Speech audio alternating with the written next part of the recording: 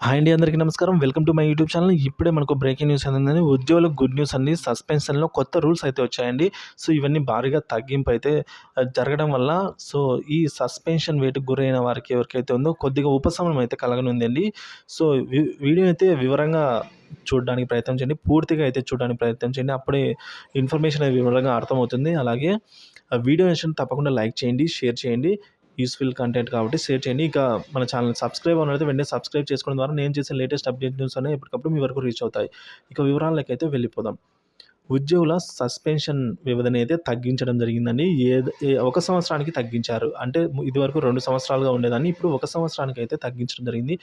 రాష్ట్ర ప్రభుత్వ ఉద్యోగుల సస్పెన్షన్ కాల వ్యవధిని అయితే 2 సంవత్సరాల నుంచి 1 సంవత్సరానికి తగ్గిస్తూ రాష్ట్ర ప్రభుత్వ ప్రధాన కార్యదర్శి కెఎస్ జవహర్ రెడ్డి మంగళవారం ఉత్తర్వులు అయితే ఇవ్వడం జరిగింది. ప్రస్తుతం ఏసీబీ కేసులతో పాటు శాఖాపరమైన కేసుల్లో సస్పెన్షన్ వేటు పడిన ప్రభుత్వ ఉద్యోగుల సస్పెన్షన్ కాల వ్యవధి 2 ఏళ్లుగా అయితే ఉండేది.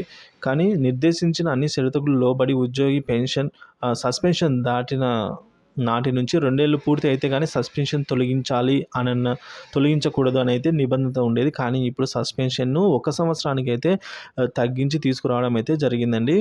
సో, సస్పెన్షన్ ఏడాది పూర్తి అయితే షరతులతో లోబడిన సస్పెన్షన్‌ను తొలగించవచ్చు. షరతులతో కూడినట్లుగా అయితే సస్పెన్షన్ ఒకవేళ అంతా ఓకే అనుకుంటే సస్పెన్షన్‌ని ఎత్తివేయొచ్చండి 1 సంవత్సరంలోనే. ఇదివరకు 2 సంవత్సరాలకు తప్పకుండా 2 సంవత్సరాల వరకు ఉండేది. ఇప్పుడు 1 సంవత్సరం ఉన్నా చాలు.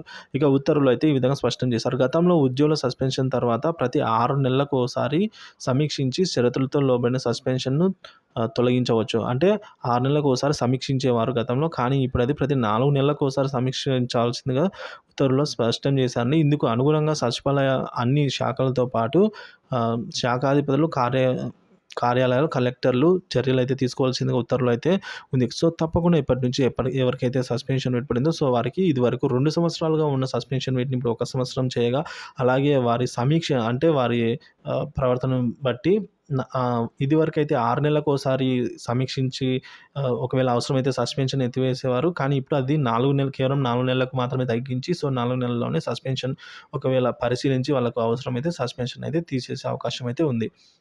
సో, సమీక్షించే కాల వ్యవధి కూడా మనకు తగ్గిపోయింది. సో, ఈ విధంగా అయితే ఉంది. సో, ఈ ప్రతి ఒక్క ఏపీ ఉద్యోగి మరియు ఎంప్లాయీ మరియు పెన్షన్‌లకు సంబంధించిన ప్రతి ఒక్క తాజా అప్డేట్ అనేది మన ఛానల్‌లో అప్డేట్ చేస్తూనే ఉంటానండి.